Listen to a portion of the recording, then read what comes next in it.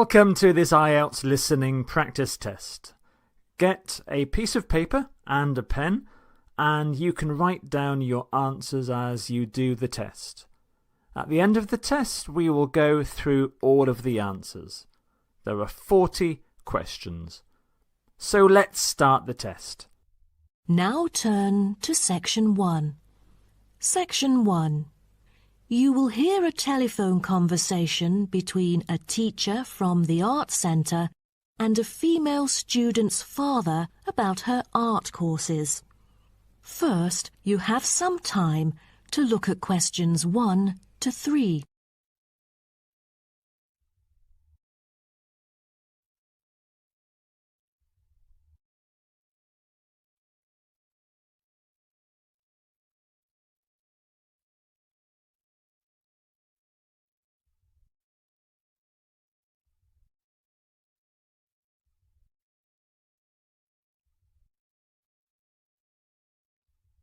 You will see that there is an example which has been done for you.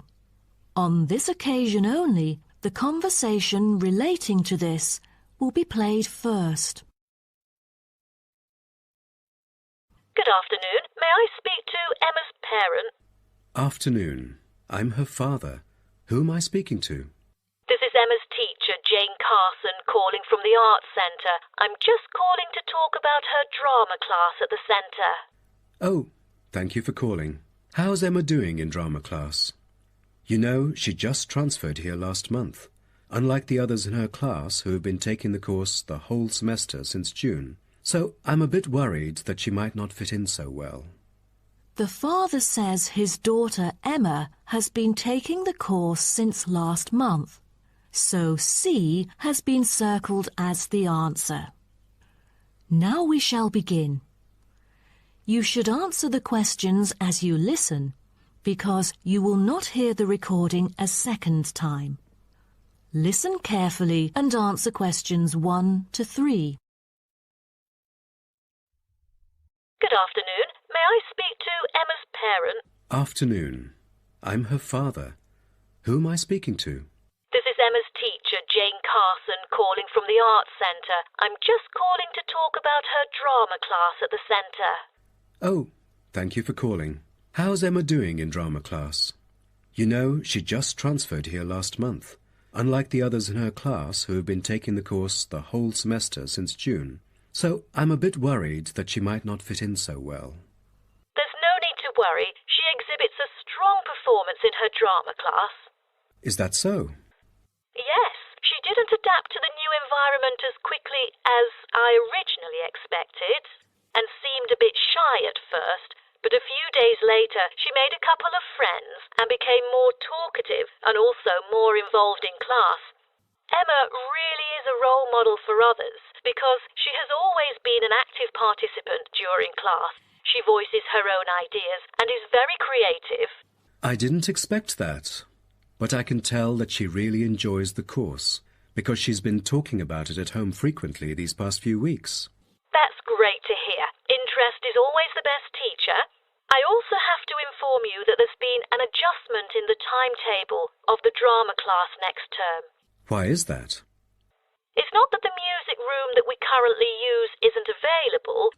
As there are too many enrolling for the coming semester, increased class size means that space is limited to house the whole class. Also, the new classroom we use is not available during the current time frame, so I'm afraid we have to change the time for it. I see. So when would it be? As you know, the current class begins at 3:15, but the new time of the drama class would be 4:45. I'm afraid I have errands to run during that time. On the other campus, the class still begins at 3:15, but for the campus Emma goes to, it is the only time available for drama class. Oh, I see. I have to make adjustments to my course schedule then. No problem. Before you hear the rest of the conversation, you have some time to look at questions 4 to 10.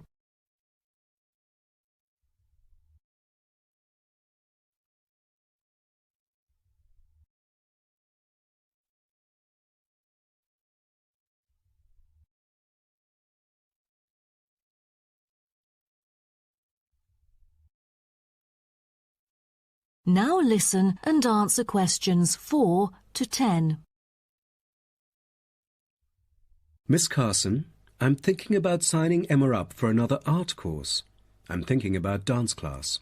Dance class is a popular course here, a great choice for a child to shape up and have fun. But unfortunately, it is oversubscribed at the moment. I have to put you on the waiting list. That's too bad. What else can I choose from then?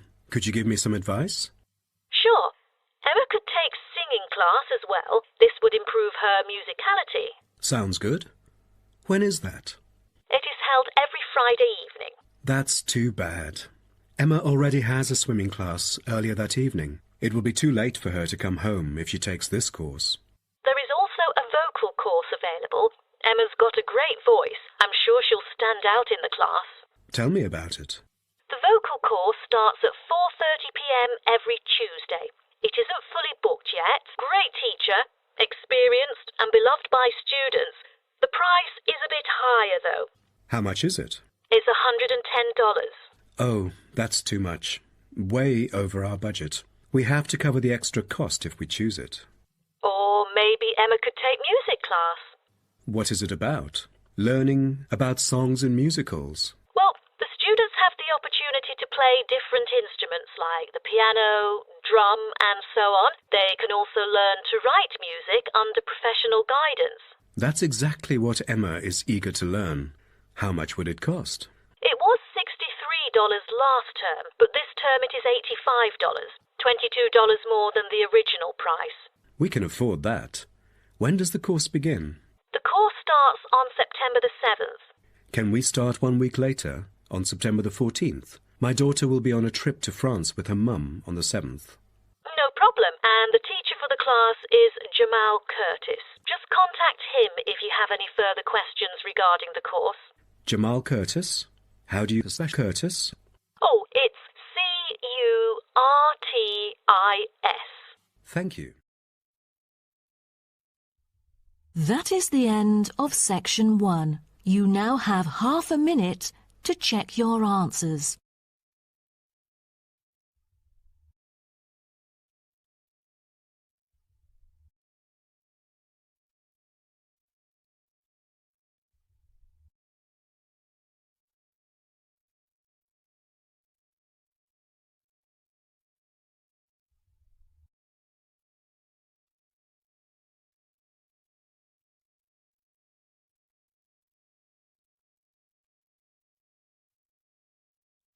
Now turn to Section 2. Section 2. You'll hear a coordinator for the annual ski and snowboard exhibition talking to the audience about some practical information for the whole event. First, you have some time to look at questions 11 to 15.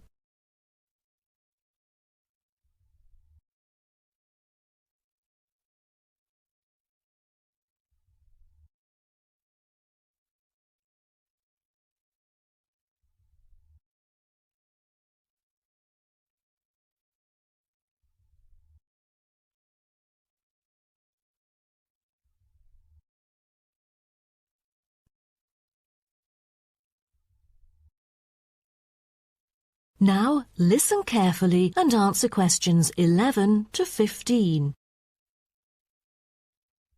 Good morning, everyone, and welcome to the annual ski and snowboard exhibition held from April the 8th to 17th.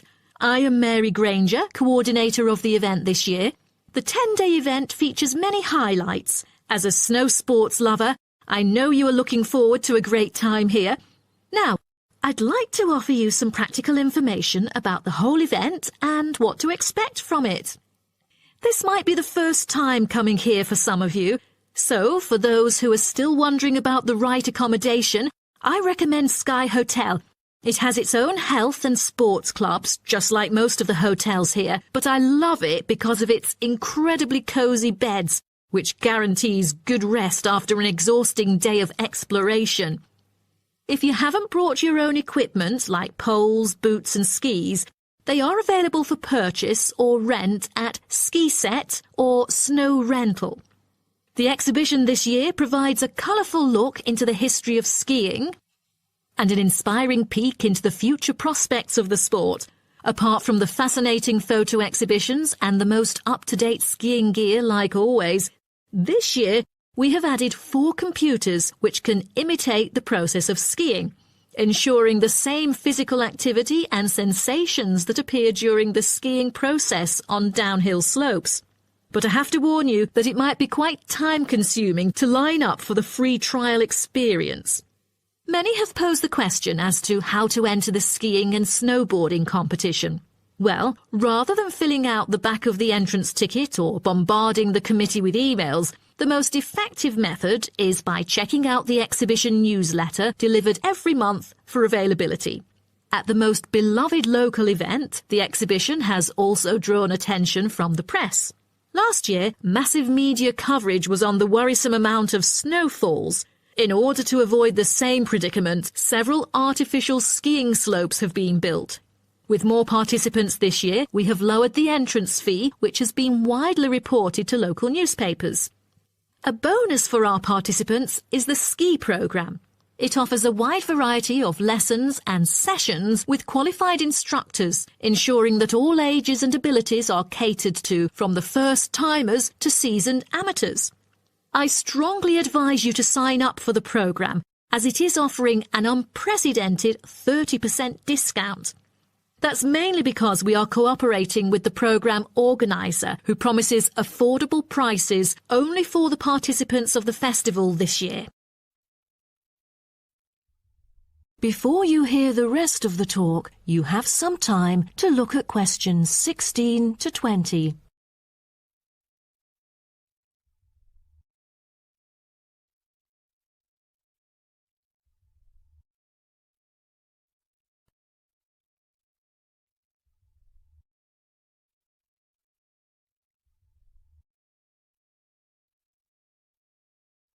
Now listen and answer questions 16 to 20. Now, I would like to introduce you to the list of presentations during the following week so that you can better plan your schedule. The first presenter, Simon, is one of our best ski instructors. As an experienced instructor, he will inform you about the dangers that face skiers and snowboarders. Accidents happen mostly to those who are careless or ignorant. Good risk management involves considering both the probability and consequences of an accident. The next speech, titled Solution, is given by Jamie Kurt.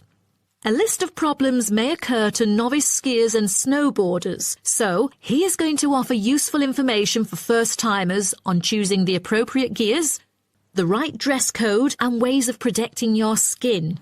For instance, some of you may have rented the skiing equipment, but rental footwear is notoriously uncomfortable. Then, Jamie will provide instructions to help make your footwear fit better. The third speech is about a documentary introducing skiing and snowboarding and the difference between the two sports. It also depicts a group of snow lovers exploring new slopes with breathtaking views. The director, Andy Fisher, will be there, addressing the whole shooting experience. The fourth talk is about the tricks of skiing, presented by Harry Tyson. It is most useful for those who have already tried skiing, yet still need more practice to master the sport. Harry will teach you how to turn more skillfully. A lot of people can keep their skis roughly parallel, but there's no point if you make it hard to work with and slide around out of control. Useful exercises will also be suggested to improve your parallel skiing technique so that you can tackle steeper slopes and enjoy yourself more. Jason Smith will be the last presenter, mainly addressing towards advanced skiers. He manages to apply snow climbing into skiing. Climbing in soft snow, you are floundering around. Walking becomes harder. So, a good trick during climbing is to maintain a wider gait, approximately shoulder width, so that you are more stable while walking. This works for skiing as well. That is the end of section 2. You now have half a minute to check your answers.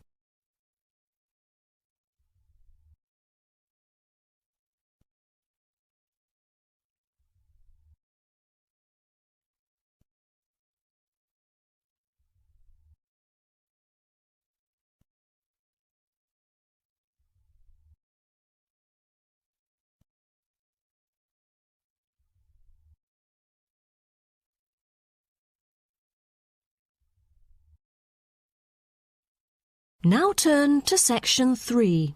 Section 3. You will hear a student called Jerry discussing a pedagogy course with his tutor. First, you have some time to look at questions 21 to 23.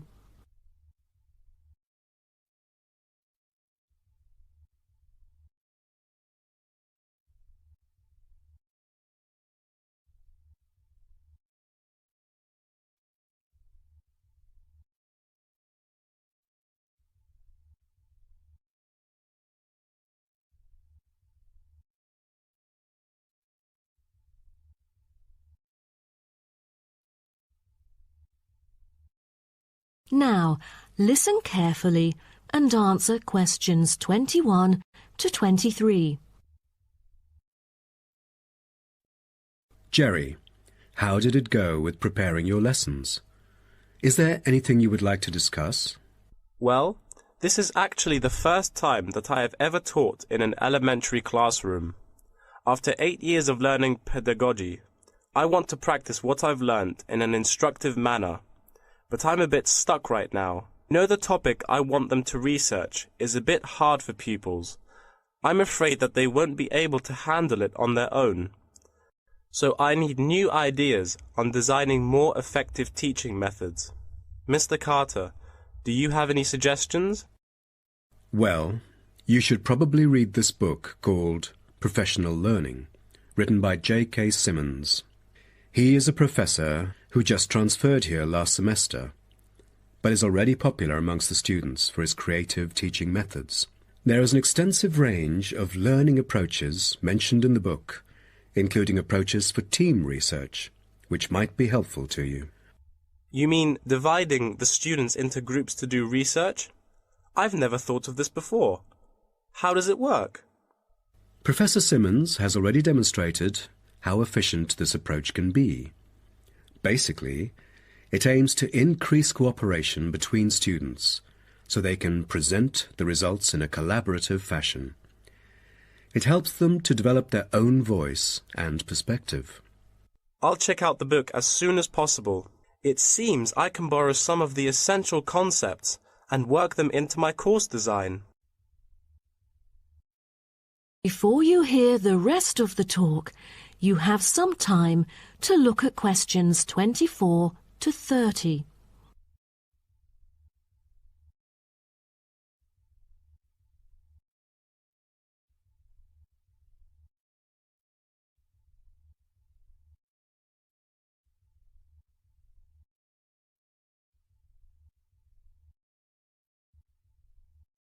Now listen and answer questions 24 to 30. Well, I was thinking maybe I could use both observation and non-observation as a part of my teaching methodology. Could you take a look at my teaching plan? Sure. What kind of observational methods do you have in mind? For the observational part, I intend to include 2 approaches. First, the pupils can assess each other's behavior. I feel that reviewing fellow students through criteria-based reference evaluation allows constructive feedback. It can also improve their understanding of the subject material. That's a smart move for a large class that would be hard to observe all by yourself. Also, you might want to get the feedback from several different individuals rather than just one. So how do you plan to carry out the peer assessments? Oh, every pupil will be required to write a diary, which includes group projects, presentations, and in-class discussions. They'll put down their remarks. I'll collect them on a regular basis, which can also help me see whether they can keep up or not. Good. What else do you intend to do? Besides that, I also plan to do video recording. I've already purchased a camera, just in case I miss anything important. I can go back and review their performances anytime I want. Would you record every in-class activity? No, I'll just keep track of an in-class simulation, which would require every pupil to fully participate.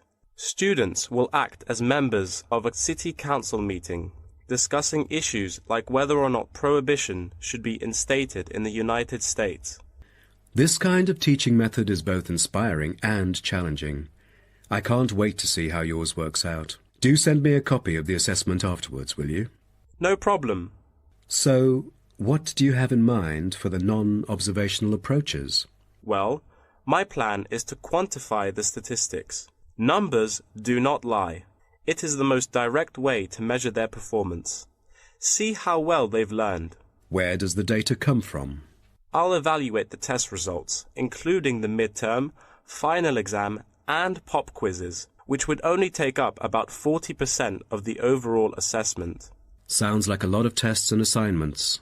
Please remember that you don't want to wear out your students. Keeping them engaged is the key to efficient learning. Once they are exhausted, they just stop trying. Oh, I haven't thought about that. You are right. I don't want to frighten them with tons of assignments and exams. I'll make note of that. Thanks for the advice. I remember last time you mentioned questionnaires, right? That's true, but it is not for my students. In fact, they have to design their own questionnaires and choose the respondents using the internet. As a complement of other teaching activities, it would deepen the creative learning process. Is that all? Oh, the pupils will have to conduct interviews of their own, and for this, they get to choose anyone they like, including relatives, friends, and acquaintances to answer the questions. Seems to me that you have figured out most of your teaching methods, but you still need to polish some of the activities. That is the end of section 3. You now have half a minute to check your answers.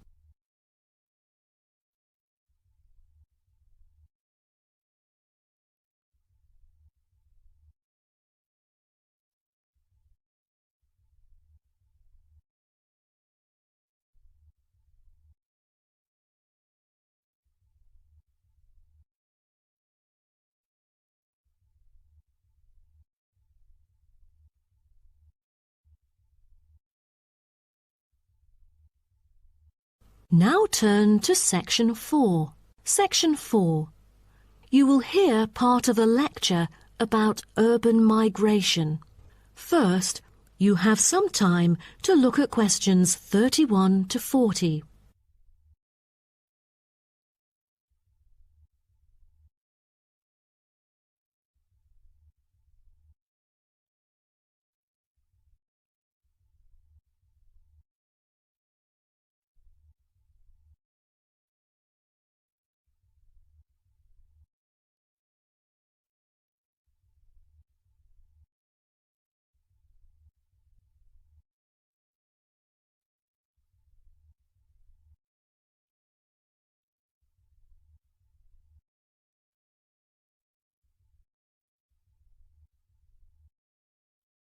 Now, listen carefully and answer questions 31 to 40. Good afternoon, and welcome to my talk on urban migration today.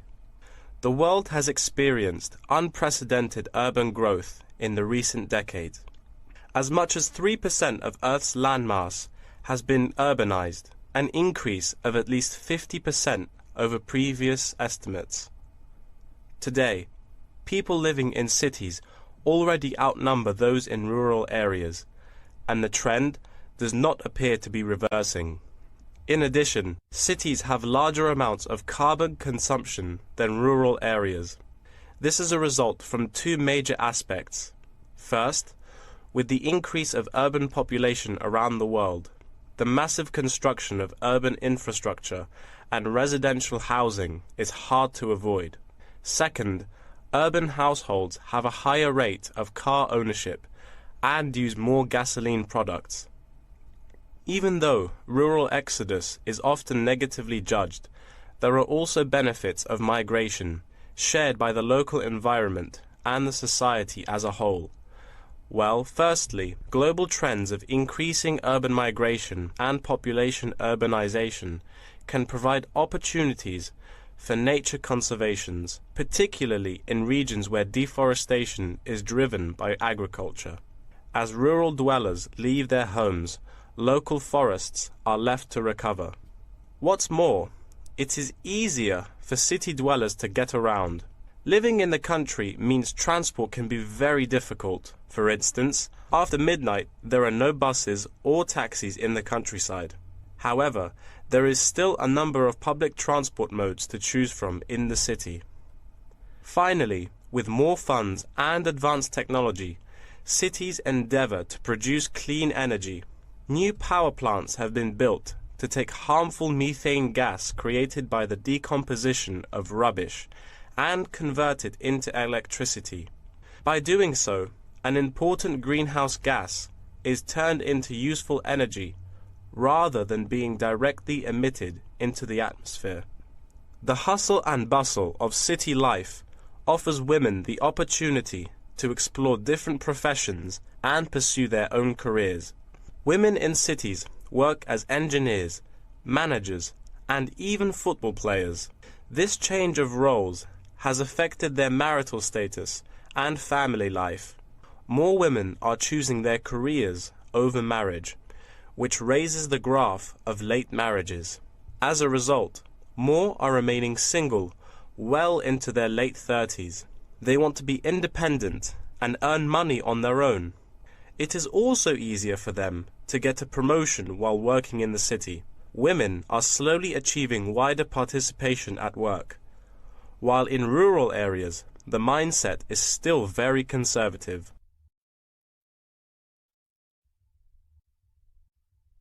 However, cities also change the way that humans interact with each other and the environment, often causing multiple problems. In general, urban wages are significantly higher, so moving to the city is an opportunity to earn what was impossible in rural areas. However, the wage difference is often offset by the higher cost of living and absence of self-produced goods, including subsistence farming. A sizable proportion of new corners attach greater importance to money and gradually abandon their former way of life, thus risking losing their culture. These new city residents are also faced with another problem. According to statistics, crime rates are significantly higher in densely populated urban regions than in rural areas. For instance, property crime rates in our metropolitan areas are 3 to 4 times as high in comparison to the rates in rural communities. Immigrants, upon arrival into cities, typically move into the poor, blighted neighborhoods because that is where they can afford to live. Crime in these areas is high and reflects poor living conditions, as these neighborhoods experience great levels of poverty. This pattern also occurs for violent crimes, which is much more common in large urban areas than elsewhere. In addition, traffic congestion and industrial manufacturing are prominent features of the urban landscape, which take their toll on the natural environment and those who depend on it. Air pollution from both cars and factory emissions affect the health of countless urban residents. Rural to urban migration can boost the urban economy. With a better economy, cities provide their residents with better welfare, but the concentration of services and facilities such as education, health, and technology in urban areas inevitably contributes to greater energy consumption. Another problem with life in the city is traffic congestion. It makes people late to work and thus stresses us out before we even get there. Deliveries can't arrive on time, gas costs money. The quality of life of those commuters starts to decline.